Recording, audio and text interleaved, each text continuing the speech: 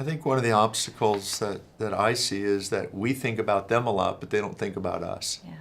Because they don't see that we're relevant. Mm-hmm. And they don't see God's relevant. And a lot of our young people, they visited churches here and there, and it hasn't touched their lives. And I think sometimes the church can be out of touch with who they are. And I think we can just get into our hunkered down fortress mentality, and we just care about ourselves, and we just do our thing together, and we have no idea how it appears to anybody else. And sometimes we've just put up such big walls that we don't even realize how insulated we are from the culture. And so we're trying really hard to be relevant to our culture without adopting culture, but that we care about people that are in our culture. And so when I think about our church, we tell people people say, how big is your church? And we say 150,000. And they say, what? And I said, well, that's how big our city is.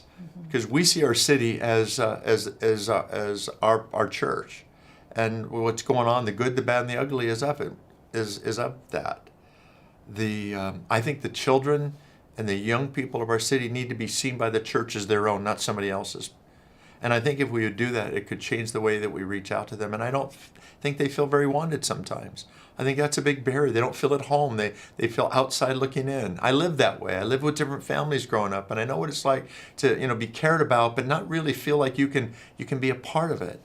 And I think that this younger generation is looking for a home, and the church can be that and needs to be that. But you can't be a home when your doors are closed, or when you're not willing to speak anybody else's language but your own, or you're not open to any other ideas but your own, and you're not willing to listen to anyone. And I think one of the barriers of reaching this younger generation is we think we have all the answers, and everybody else has none. And so I think effectively reaching a generation is we got to listen more than we talk. What are they saying? Are we even answering questions that they're asking? Will we listen long enough to find out what the questions are so we can give an answer to that? But we've decided what they're asking, and we give an answer. And I think that's a real missing ingredient in touching a generation. And I think if we want to reach them, we have to go where they are and not expect them to come to us. Yeah. And so we need to find ways to go out into the community and find their needs and meet them.